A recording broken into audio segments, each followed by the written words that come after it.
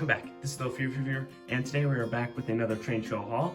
And so I got quite a few things, and I had a lot of fun going to this train show and seeing all the different displays and the layouts all out there.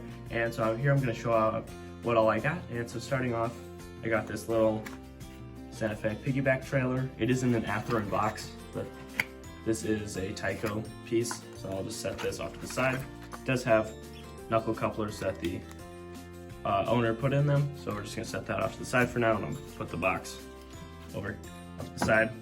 And then this next thing I got is practically a giant lot of lifelike cars, and all of these have a common theme with them, and so that theme actually goes along with my Campbell's Soup engine, and so I'll just set that down front. And so starting off, we have there's a lot of boxes. Starting off, we have some V8 vegetable juice. I'll get these out of the box in just a second. We have beans. There's soup. And then Swanson frozen products. And then there's still 3 more things. That's had to grab those. Now we got spaghettiOs. And then more chunky soup. This one's a 40-foot instead of the 50-foot. Then this last thing here, it's very important to the whole set because it is the caboose. I'm trying to have it at an angle so you don't really see the glare here. And so that is the caboose here. Now I'm going to cut and get these all outside their box. All right, now we've gotten them all out of their boxes here, so let's start taking a look at them. Starting off with this 2-bay, small little short, it seems a little bit shorter than the normal height of a hopper. I think this is actually just a piece that's glued on top, and so the rest of this is just a regular hopper, which is kind of interesting.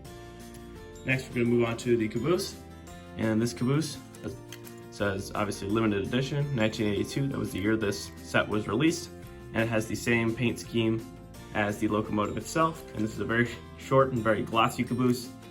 All of these cars are very glossy except for this V8 car here. And this is just vegetable juice. It's a pretty unique looking hopper. Obviously this didn't exist in real life, same with the beans. But then these next to the chunky soup and the spaghettiOs are very similar with each other. Both very glossy, and their doors do work. They are just a little stiff. Yep. And yep, they're all pretty basic and just mostly one tone, except this spaghettiOs is actually pretty ornately detailed for the era that it is in. It's also, again, very glossy. And you can just see the little spaghettio. Next, moving on to the Swanson. It's a very interesting teal. And for the TV dinners or frozen products, which I believe this brand is famous for, looks fairly nice, as well as being very slick and glossy. And the last one, just another Campbell's Soup, just pretty basic. And every side on these are all the same, so there's no need to look at either side of them. And these ones do not have opening doors, but they do have the flat style top to them, and they do not have the walkway like those boxcars or the caboose and the hopper. All right, now on to the last item of this haul. It is again another Bachmann Spectrum locomotive. And I think this is the 3rd haul in a row where I've just gotten a locomotive. And so this is a Fairbanks Morse H1644 diesel. It's from the Santa Fe. It is number 3019 and is in the, I believe it's called the zebra stripe livery. So I'm just gonna open it up here. The box is a little bit damaged, but that's okay because the engine inside is all right. Set this off to the side.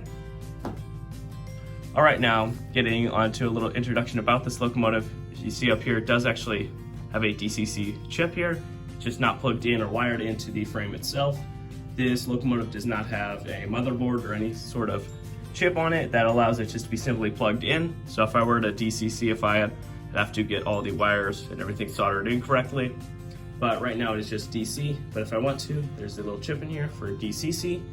And so if you guys know, my layout is just DC.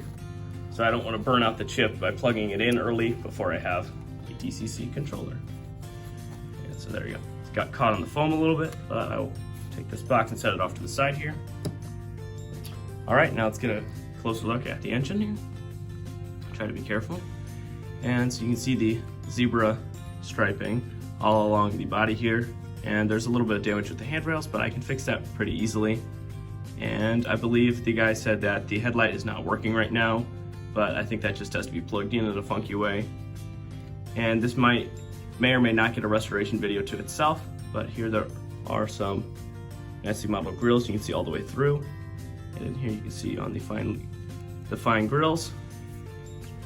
And it's again a very heavy engine, and its running board is a lot higher than most other diesels. But now that's the main overlook of what's in the haul. So now let's get some trains running with the new stuff acquired. All right, now let's test this Spectrum locomotive on the track here. So let's back it up here. Okay. There we go. And as I said earlier, the headlight is not functional right now, but it does seem to start and stop at a reasonable speed. Not too fast, not too slow, and it kind of just does start randomly. But there is actually, I didn't note on it earlier, but down here on the grills, there are actually see-through down here at the base, which that's a pretty nice feature. But let's give this engine some warming up before we hook it onto the trains itself.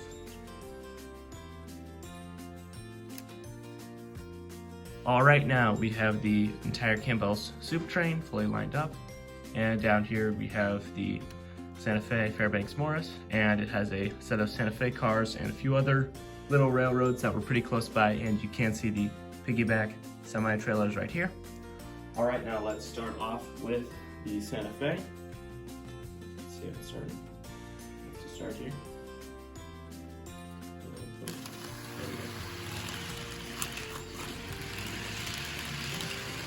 Started it off a little fast there, but let's see if we get the Campbell started off. Lost the rest of its train here.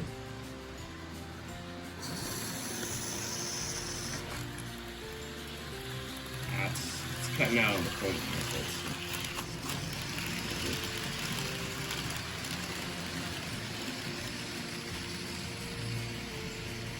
All right, now let's get some shots of these trains running around the layout.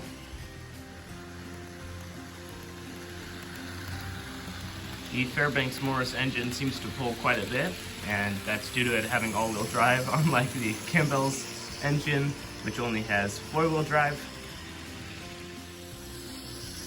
The interesting thing about the Fairbanks Morse engine is that its chassis is almost the exact same to the GP30 that I have, except the fact that the knuckle couplers are not mounted to the frame itself.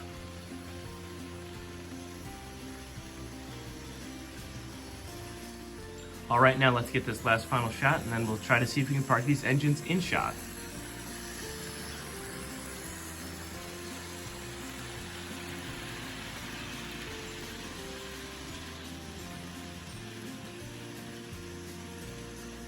All right, now let's try to see if we can park these engines in shot.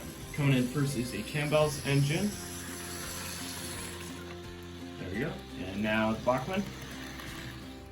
All right, now let's go on to the conclusion of this video. All right, now we've reached the end of this little train show haul video. I'd like to thank you guys so much for watching and sticking to the end here. And later on, or soon now, I'll be taking a look onto the inside of this engine, seeing if I can fix the light and some of the little handrails on it, as well as this little glue smudge, if you can see that. Very small on camera. There are a few little things that are still very dusty or unclean, so I haven't put any new oil in it, so that's probably why some of the issues it's had that you guys probably haven't seen that much while it's been running around, but I've been noticing quite a bit. And I've had a lot of fun collecting the rest of this Campbell's train, as you can kind of just tails off into the out of shot here. I kind of find it really unique and kind of quirky to do. There's a model train guy that I know quite a bit that used to work for them, and so he has that stuff to himself. And so it's always a nice talking piece with some of the model train clubs that I'm in and hang out around. But I'd like to thank you guys again, and I'll see you guys next time. Bye-bye!